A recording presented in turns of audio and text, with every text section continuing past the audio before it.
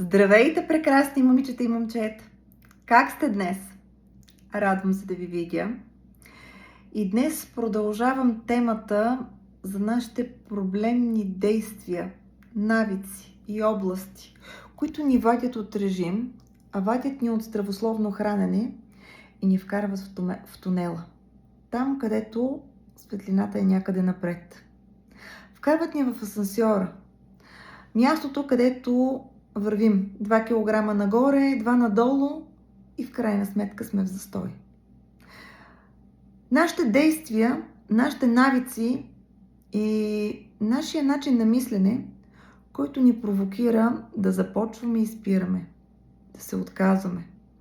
Но не да се отказваме от режимното хранене или режима, а от целта си. Да се примиряваме. Да търсим следващ начин, докато намерим истината дълбоко в себе си. Попитах ви кои са вашите проблемни действия, области и направих анализ на вашите отговори, които ми дадохте. Сред най-често срещаните отговори, това, което получавам като информация от вас, са проблемни хранения или храни, вещества, за които вие казвате "не мога без". Чух коментар от "оказва се, че не мога без сладко. Като не ям 2-3 дни сладко и на 4-ти ден изяждам цял шоколад. Оказва се, че не мога без да ставам през нощта и да се храня нощем. Оказва се, че не мога без чаша вино вечер. Оказва се, че не мога без хляб. Оказва се, че не мога без". И тук стои вещество. За всеки човек е различно. За някои хора това е нещо сладко, хляб, алкохол, месо. Чух коментари от типа на "когато няма месо, не се наяждам и съответно не мога да спазя режима, след това нарушавам". Или "не мога без", има определено вещество. Какъв е отговорът и защо се случва това? Първо ще дам обяснение. Мозъкът търси облегчение. Мозъкът не търси веществото. Той търси ефект, който получаваме от приема на конкретно вещество. Алкохола, бялото вино, твърди алкохол, всъщност намалява тревожността, премахва напрежението и състава едно илюзорно бягство от реалността. Позволява на мозъка да отпочине от реалността. Обичайно до нужда от чаша вино, от 50 грама твърд алкохол вечер, имат хора, които имат силно тревожни професии, силно тревожно ежедневие. Един и същи човек може да има различна зависимост, както и една и съща професия, упражнявана от различни хора, може да се възприема по различен начин. Стресът е нещо много субективно. За мен голям стрес би могло да бъде счупения нокът. А за друг, починал родител, дори да не е стрес. Защото всеки човек има различен праг на тревожност. И това е дълбока психология и не само психология. И не можем да кажем, че определени професии са стресови, а други не, защото много зависи какъв е прага на тревожност на човека, който практикува дадената дейност. Но можем да кажем, че има определени дейности, които при определени хора реагират негативно на ниво стрес. И какъв е резултат? В края на тази натовареност, в края на деня, мозъкът търси разтуха, търси начин да освободи напрежението и да избяга от реалността. Различни могат да са субстанциите, които търси, но в повечето случаи идеята е да разтовари, да се освободи от напрежението. При много от вас прочетох коментари от типа на "не мога без сладко", "пристрастена съм към шоколада", "имам захарна зависимост". Такъв тип коментари прочетох. Тук искам много точно да поясня. Много така към себе си отнасям тази захарна зависимост. Позната ми е. Докато когато говоря за алкохол, не мога грам да ви вляза в обувките от първо лице, защото никога не съм обичала алкохол, никога не съм пила повече от 3-4 глътки, колкото за на здраве, защото не ми харесва. Никакъв алкохол не ми харесва. Всичко съм пробвала през годините. Аз съм един от малкото хора, които никога не са се напивали. Няма как да се напия поради факта, че не ми харесва. Просто не ми допада. Вкуса, аромата, всичко ми е неприятно. Нямам нищо против, когато другите покрай мен го правят, но не е моето. Така че в първо лице не мога да изкажа с същата сила, с която бих могла да се изкажа, когато говорим за захарта. Когато говорим за захарта, сладкото като цяло се асоциира с любов. Самия вкус сладко се асоциира с любов. Нуждата от сладко е нужда от любов. За всеки един човек любовта има различен аспект.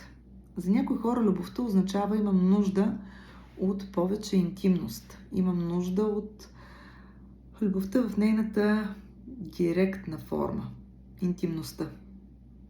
За някои хора любовта е някой да се грижи за мен. Да усещам грижата. Че някой му пука за мен. Как си? Какво правиш? Как върви денят ти? Мога ли да ти помогна с нещо?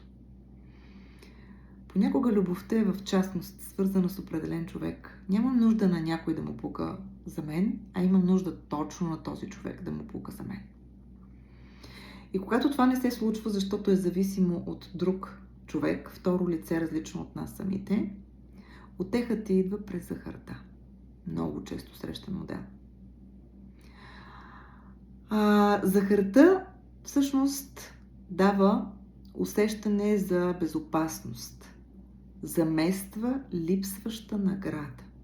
Замества липсващо удоволствие в ежедневието.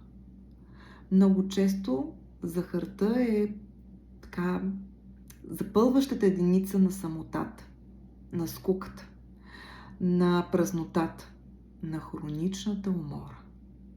И тук всеки сам за себе си трябва да разпознае едно от тези ли запълва или няколко от тях. Ще ги повторя. Самотата. Самотата не означава, че живееш сам. Ти можеш да живееш с много хора и да се чувстваш самотен. Ако тези хора са заети със своето ежедневие и ти не си фактор за тях. Ако ти си достатъчно силна или си позволила да си достатъчно силна и всемогъща или всемогъщ, че те да нямат потребността да се грижат за теб. Да, това е чудесно, прекрасно, звучи идеално, силната жена. Но дълбоко в себе си тази силна жена дали не се чувства самотна? Скуката, тогава когато ежедневието е прекалено еднообразно, а ти си човек, който търси разнообразие. Имам нужда от това да се случва нещо различно, да има динамика. Аз съм динамичен човек, а човека до мен не е динамичен. И тогава тази скука често се запълва с захар. Празнота, емоционална празнота. Имам нужда от това да се грижа за някого. Да имам деца, а нямам. Да имам внуци, а нямам. Да имам двор, а нямам. Някаква празнота. Или пък хронична умора. Толкова много дни съм поела под една мишница, че даже не знам колко са точно, но знам, че повече не мога. И тогава изяждам нещо сладко, за да мога за миг поне да забравя колко много дни съм поела под една мишница, да получа моментно удоволствие, защото захарната зависимост е именно това. Получаваме моментно удоволствие, краткосрочно удоволствие, винаги съпроводено с чувство за вина и за момент забравяме за всичко това, което ни мъчи дълбоко вътре в нас. Захарта не е лакомия. И тук искам много точно да го кажа. Захарната зависимост не е лакомия. Тя е саморегулация на настроението, когато няма други инструменти, научно казано. Саморегулация на настроението, когато няма други инструменти. Как можем да решим тези зависимости? Към алкохола, към сладкото, към хляба, не мога без. Като регулираме настроението и емоциите с други източници. Също както ви обясних вчера, когато чувствам определена емоция, какво ще правя, което да ми дава удоволствие, наслада, което да изключи мозъка ми за миг, така че да заменя чашата вино, така че да заменя 50 грама твърд алкохол, така че да заменя 2 реда шоколад с нещо друго и да не го ям, когато го ям психосоматично и емоционално, а да си позволя да го хапна физиологично, тогава, когато ми се яде, тогава, когато тялото ми има нужда от това, а не мозъкът ми. Абсолютно работеща на 100% е темата от вчера. Избираме действие, което ни дава удоволствие, което води до отпочиване на мозъка ни, което не е свързано с зрението, ушите ни, т.е. няма възприемане на информация. И когато се почувстваме по определен начин, максимално бързо предприемаме това действие. Ето за това много хора, които никога не са били спортни натури, изведнъж стават изключително двигателно активни спортуващи. Тук в групата има много хора сред вас и много бих искала тези от вас, които се асоциират. Аз имам в главата си няколко имена, но нека сами да си кажат. Не съм била спортна личност, не съм била двигателно активен човек, обаче установих, че като си обуя маратонките и като тръгна пеша и похода 40 минути пеша е така. Просто ходя и съм сама със себе си. Това ме прави щастлива, удовлетворена. Свалям натоварването и вече не съм гладна за сладко, нямам нужда от чашата вино, не ме изкушават различни храни, чувствам се добре. И просто всеки път, когато не се почувствам в кондиция, го правя, защото съм установила от проба грешка, че това работи за мен. Разходките, обуването на маратонките и хукването навън е много добре работеща техника, която аз препоръчвам да правите. Аз самата се старая да я правя. Дори когато навън е тъмно, дори когато е късно вечер, дори когато в нашия град може да пътим да срещне някое куче. Изключително добре действа. И тук няма значение какъв сезон е, вали ли сняг, дъжд. Когато го правиш цял да разтовариш психиката ти, тялото се адаптира към околната среда и се слива в едно. И дори да е студено, и дори да има дъжд, и дори да срещнеш куче, някак по друг начин възприемаш всичко това, защото ти не си излязъл, защото имаш работа. Не бързаш. Излизаш, за да разтовариш мозъка си. Може да бъде душ, може да бъде някакво действие, което те зарежда от типа на пререждане на гардероба, пробване на различни дрехи, по-малък размер. Може да бъде нещо, което обаче да не е свързано с очите и ушите ни, т.е. да не е пазарувано от тему, например. Да не е слушане на видеа. Очите и ушите ни и мозъка ни да отпочива. Може да е свързано с градинарстване. Нещо, което да ти носи удоволствие. Книгата е поносим вариант, допустим вариант, но не най-добрия, защото пак е натоварена мозъка ни и очите ни. Много често, когато имаме пристрастеност, зависимост, усещане, че не мога без дадено нещо, има чувство за вина. А чувството за вина провокира един омагьосан кръг. Следваща грешка, повторение на взимането на тази субстанция, търсейки ефекта. Първа крачка, за да победим не мога без, е да се освободим от вината. Категорично да се освободим от вината. За целта днес упражнението, което съм ви подготвила. Вземете едно огледало. Ето го моето. Вземете едно огледало пред себе си. Вземете огледалото и с огледалото в ръка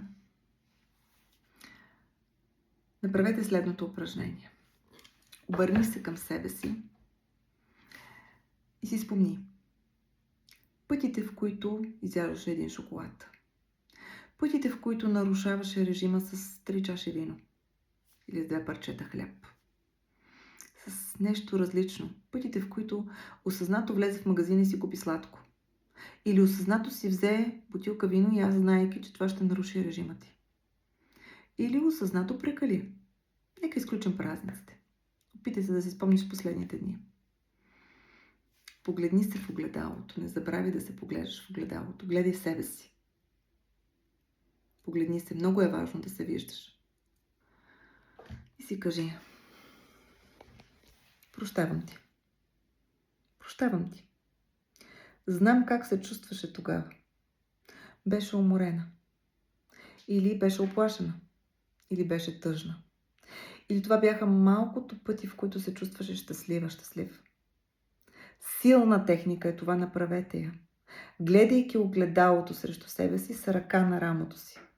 Прощавам ти. Знам как се чувстваше тогава. Опитай се да допуснеш емоцията такава, каквато беше тогава. Как се чувстваше, когато изпи 3 чаши вино, или когато изяде поредния шоколад, или дори днес, ако днес имаш нарушение? Каква беше емоцията? Чувствах се сама, чувствах се неоценена, чувствах се малкото пъти, в които се чувствах щастлива, чувствах се уморена. Опитай се да върнеш емоцията. И тогава, когато върнеш емоцията, с лице в огледалото да кажеш: прощавам ти. Прощавам ти и ще ти помогна. Заедно ще се справим с това. Сякаш говориш на друго лице, не на себе си. На образа в огледалото. Заедно ще се справим с това. Въздъхни. Странна техника е това. Знам, че някои от вас няма да я възприемат. Но и знам, че тези от вас, които ще я направят, каква голяма полза биха имали от нея. Запомни тази техника. И винаги, когато имаш казус, отново прибягваш до ефекта на дадена субстанция. Направи тази техника. Отиди до огледалото сама. Не е нужно да те вижда 10 човека, не е нужно да споделяш с още 10 члена на семейството. И направи тази силна емоционална техника. За мен сега е важно да зная колко от вас ще направят това упражнение. Не искам подробности. Само знак: направи го и как се чувства. Ще очаквам вашите споделяния. Тук в курса ще получите най-доброто. Това, от което имате нужда тук и сега. Така че да дадете най-добрата своя способност в точния момент. Така че да се преборите не само с калориите, не само с килограмите, не само с навиците, а и със самите себе си. И заедно да продължим в етап на задържане, преработили травми, хранителни навици, убеждения. Нужно е само да си в потока. Да следваш стъпка по стъпка това, което ти дава. Искам да видя кой от вас направи днес това упражнение. Прегръщам ви! До скоро!